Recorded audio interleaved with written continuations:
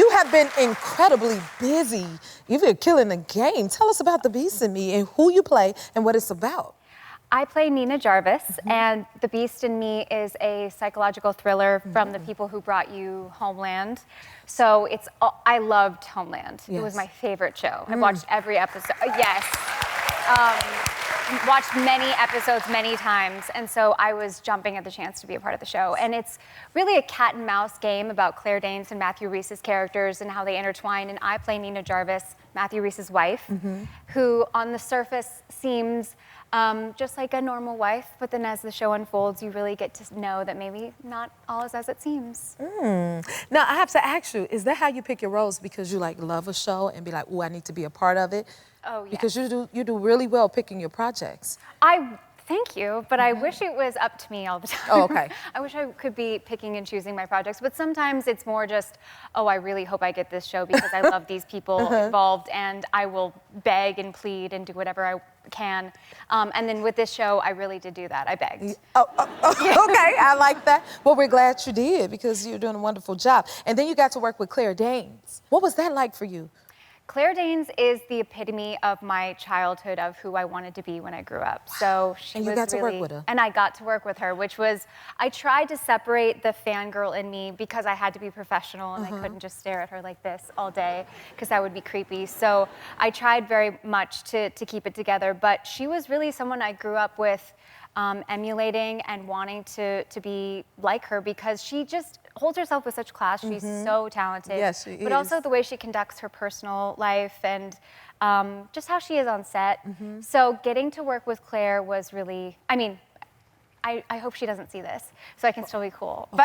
But, Yes, but you we can won't fan tell her. out, it's okay. No, I told her. Yes. I told her at the end. I said, I've had a crush on you for so long.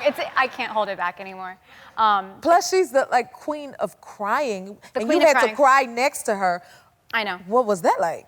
Very intimidating, and I knew that I couldn't combat the queen of crying. You know, you're not going to win that battle. So I knew that in my scenes with her, I really had to let her.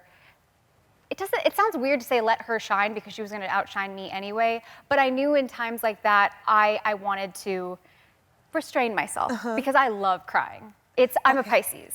Like you were saying, you're a Virgo. Yes. I am like a true I blue. understand Pisces are very extreme, but in the best way. And emotional. And emotional. I could cry right now. So that helps you with your acting?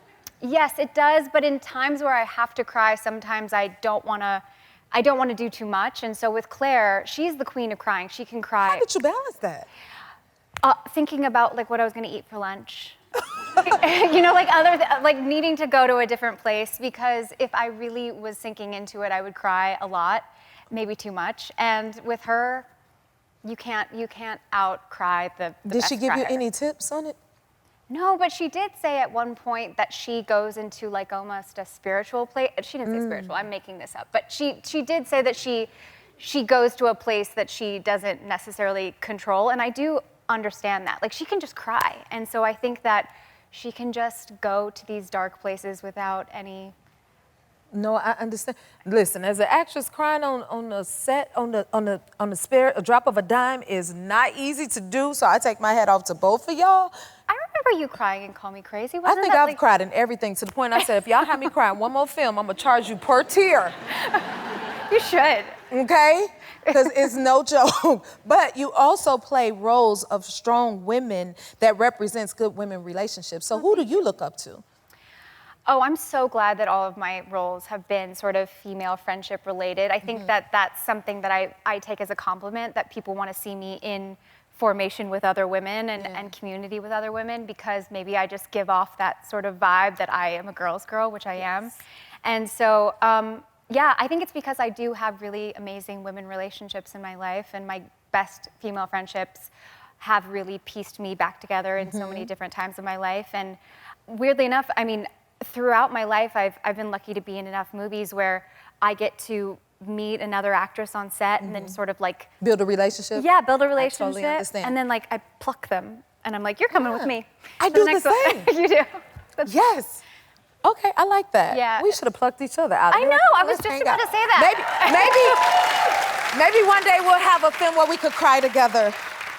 I would love nothing more. Now, you've been acting since you were little. kind of before social media. So like, Yeah. like what do you remember? Do you remember anything when social media first started? What was it so like for long you? ago, so Yeah. no, probably not.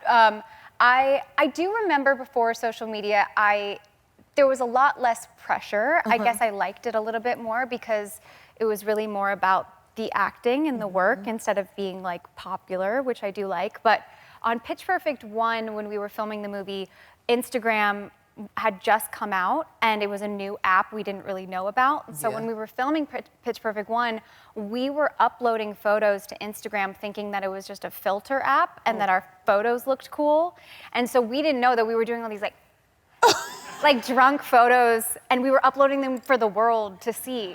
We just thought they looked cool, like different like filters and such. And so if you ever So we bored, could find them now, is what she's saying. if you're bored beyond tears, you can go and find Pitch Perfect 1 photos where we're just drunk and uploading photos, not knowing that they're going to the world. Well, now we know, and we know you're here. Will you stick around for a little bit longer? Yes. You are on the roll because the Hunting Wives renewed for season 2. Spent months in the top 10. When you started, did you know it was going to be a hit? Because it's a hit. You see how they scream. Okay. Thank you. No, we did not. We originally did this show for Stars, which Stars' tagline is "We are all adults here," which means that we thought we were doing a spicy show for a spicy network. And so we thought maybe some people would see it and they would be spicy. And then when it got sold to Netflix, we were like, people are going to see the spice. So I did not think that it would be as big as it was. Well, it is, right, guys? Yes. The billboard is up in Los Angeles. How did you feel when you got to see the billboard? The billboard, the Netflix billboard, oh yeah, there it is, with my weird double-jointed arm. Let's not talk about that and how weird that is. But I think when I saw that, I realized, oh, people are watching it. It's so weird. You don't really notice until something like that happens, and then you think, oh, maybe I should get it together. People are watching the show. They're watching. Tune in. Yeah, they're watching. So you're the kind where you put your head in the work, and then next thing you know, you look up, it's a success. I wish it was like that. It's more just that I'm completely naive and I think that no one cares about what I'm doing. So it's really nice when people watch. Well, we do care, and we're happy you're here. Yes. And you were just look at you. If this don't tell you, Brittany, I don't know what will. Okay.